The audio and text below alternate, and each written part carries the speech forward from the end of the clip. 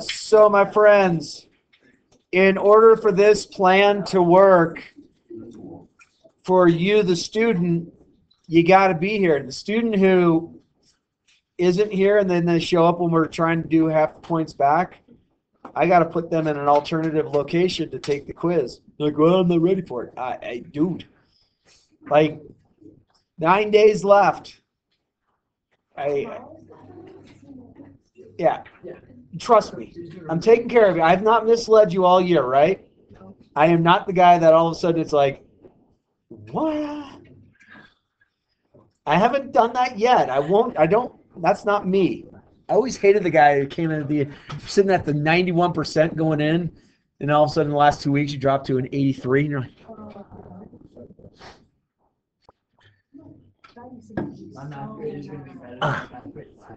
yeah, baby.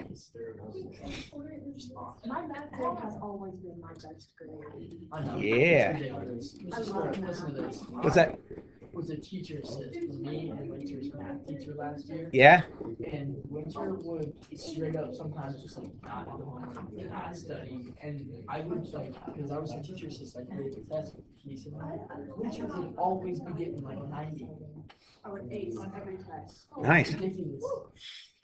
Love it. So I'm so sad about not taking notes of other kids, but at the same time. Hopefully this was a little different thought process in algebra. Yeah, it's completely different. Has it changed how you kind of look at things or hear information now? That's what this. I mean, that's what I want y'all to know. Like, you walk out in the real world, all kinds of influences out there. Deal with what you got. All right. Does everybody have a sheet of paper and ready to rock and roll? If you need a piece, there's another piece. There's more up here. Then blow my nose, and then we'll get going.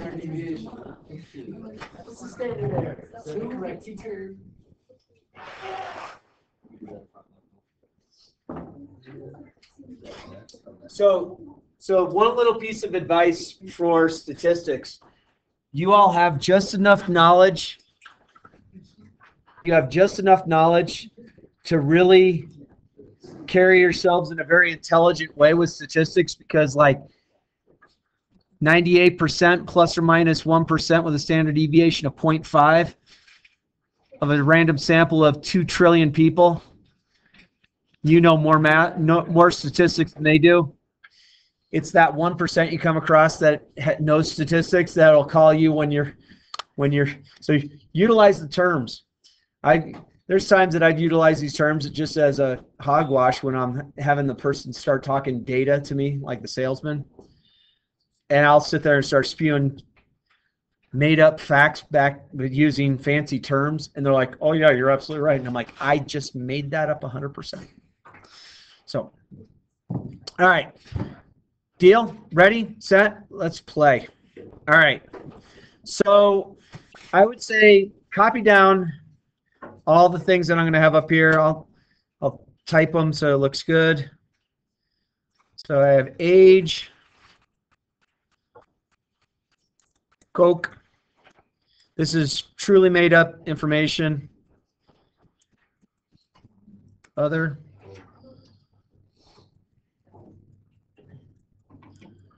All right, so 11 to 20, 10, 6, oops, 6, 4, and 20.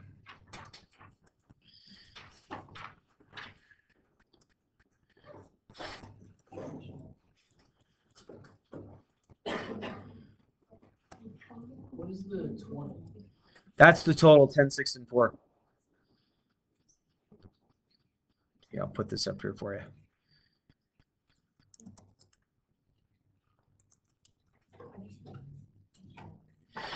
That better?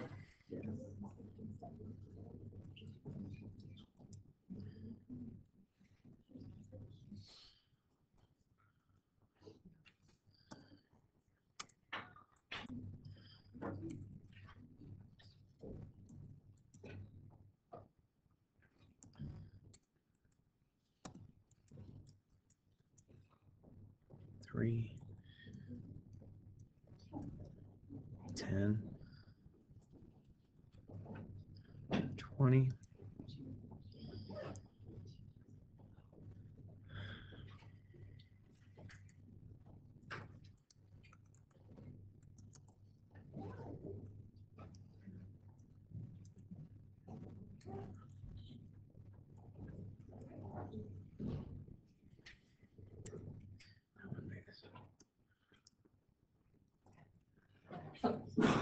Bless you.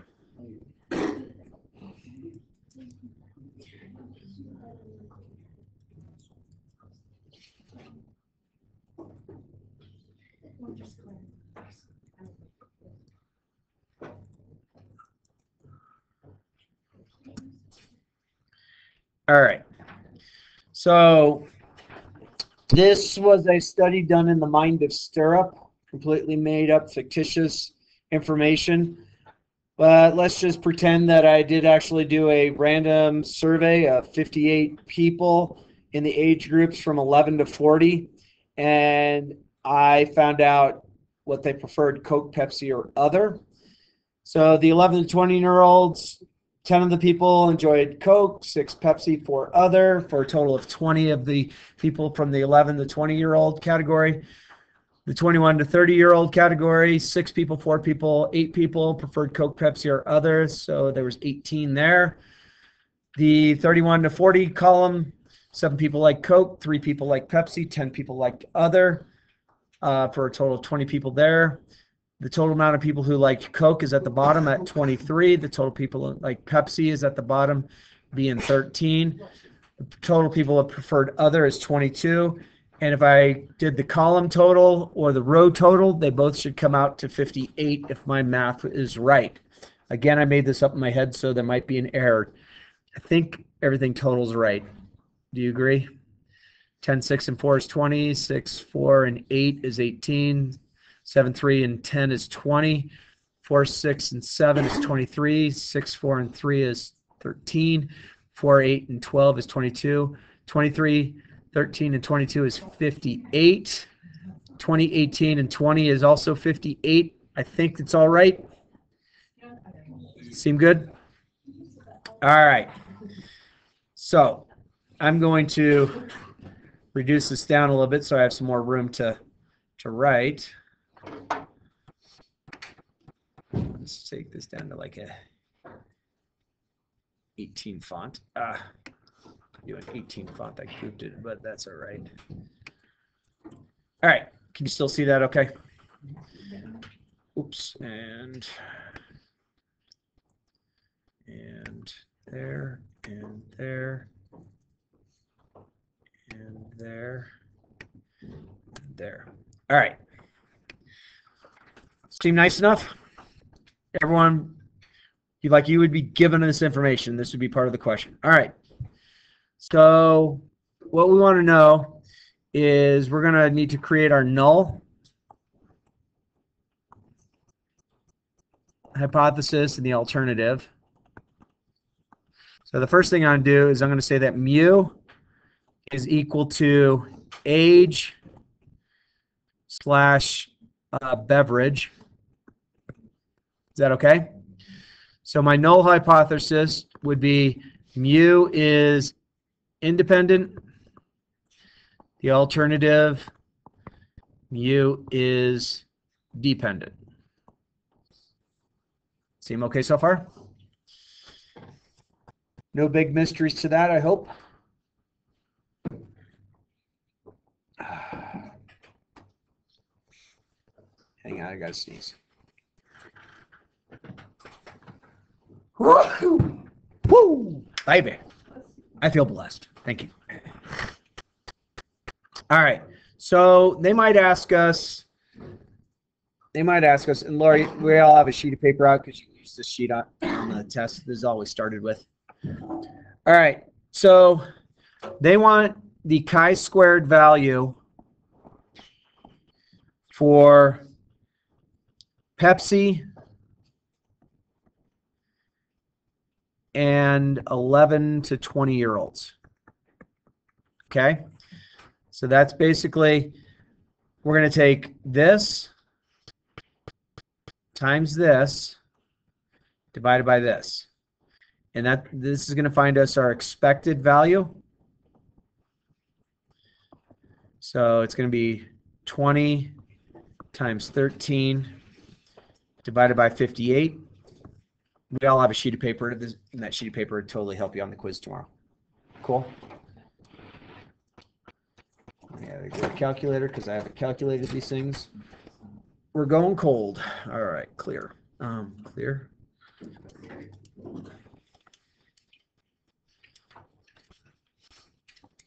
All right. So I'm going to go 20 times 13 divided by 58.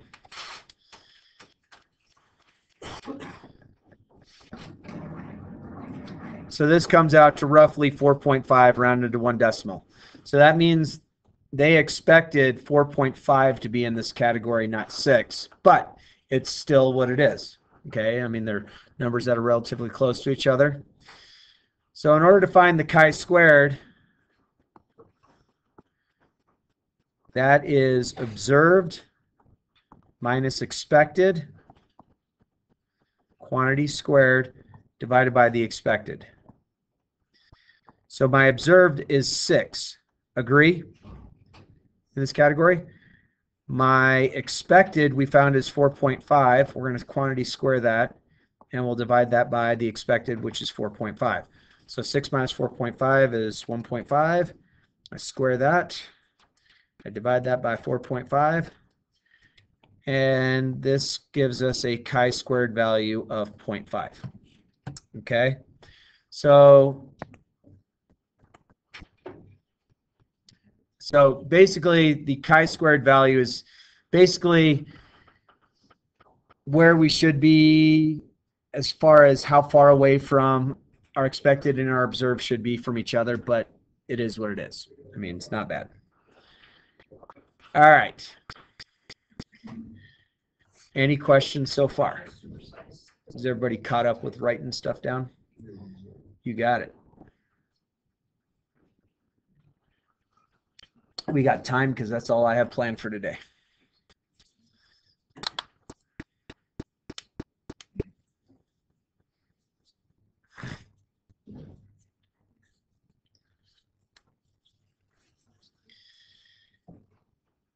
And just a reminder, there's some of you, not saying names, that owe me some stuff that's not done.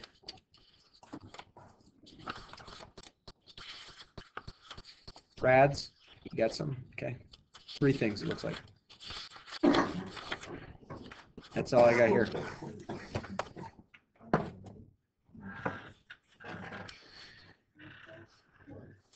We about ready to move on? So we're almost done.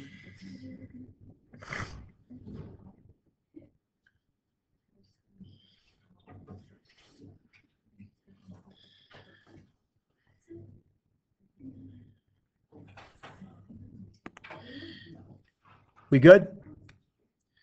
All right, next thing I want to do is I want to find degrees of freedom.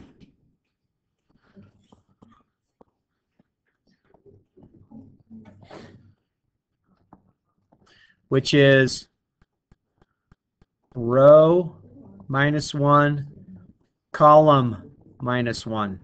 Okay, so let me highlight where the degrees of freedom come from.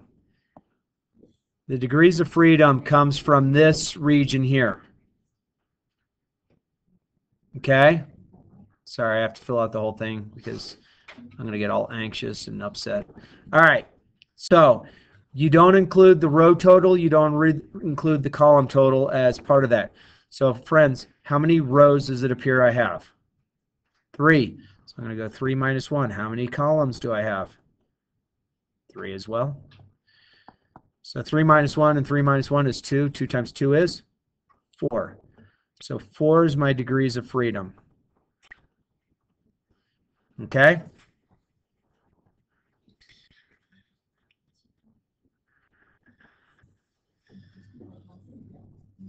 Does that make sense, friends? All right. So, and don't worry, I can scroll up and down. All right. So I'm going to give you a chi-square value. the chi-square would have been basically doing our expected values, all those expected values, adding them all up. But I'm going to give you the value. And they're saying, hey, our chi-squared is 7.7. Okay, what is our p-value? And we're giving you an alpha of 0.10. So we're testing it against that 0.10, okay? All right, where do we go at this point? What's been so helpful for us all year? Desmos. Okay, so under courses on, while I'm thinking about it, I'm going to move this out.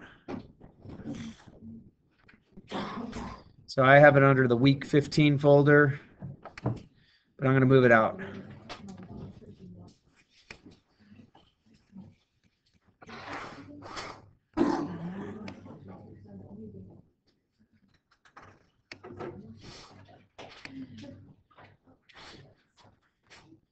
All right, just so you know, friends, I've moved this out of the folder, but if you scroll all the way down, it's the chi-squared test on Desmos that you're going to have to go to tomorrow, okay? So it's outside of our folders. You don't have to seek in the folders. It's going to be just, I mean, I'm going to put a week 17 there eventually, but I'm not there yet. All right, so chi-squared, degrees of freedom we said was what? 4. And our chi-squared total was what? 7.7. So I'm going to take this down to 7.7.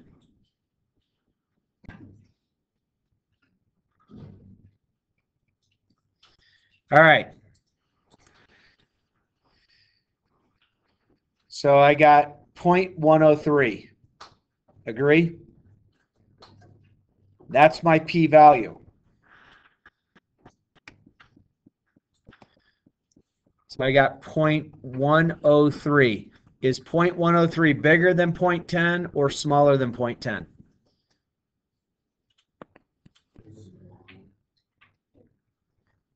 Would I want $103 or $100? I'd want 103, right? So this is bigger. So it's bigger than this. So what can we do with our against our null? Sneeze again.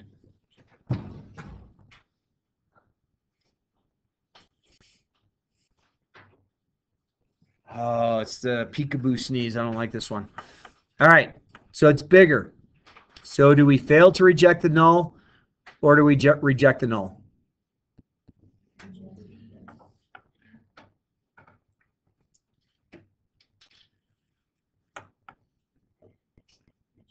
It's reject. Are we sure?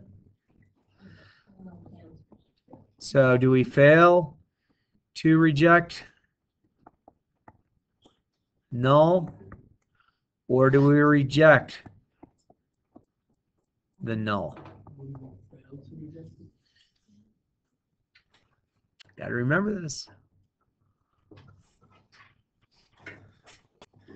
I'm gonna go back to make sure I classify it right, because it has been in Stirrup's report to goof this up sometimes. Because, friends, remember in the very beginning of the year I said you're gonna learn terms like fail to reject and reject. Remember that? And it's gonna be like, dude.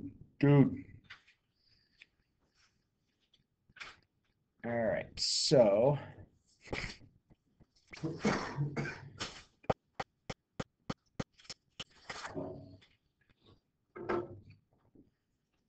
just got to look at the right notes, because if I say this wrong and then I make it right on my thing, and then I mark you wrong tomorrow, it makes me a big jerk, and then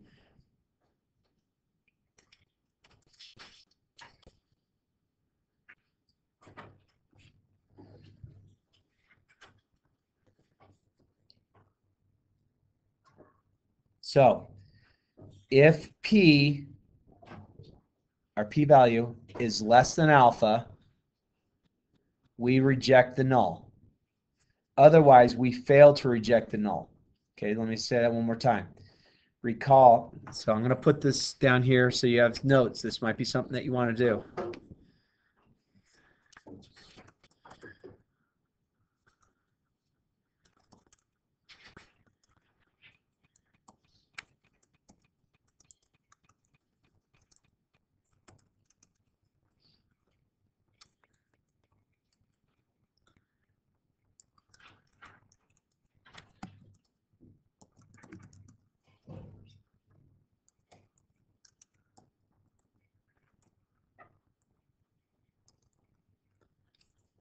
Okay, is P less than alpha? It's greater. So what do? Recall if the p-value is less, we reject the null. So we fail to reject the null because this is bigger. Okay. And then our reason is we did not find evidence. And the right word would be strong evidence.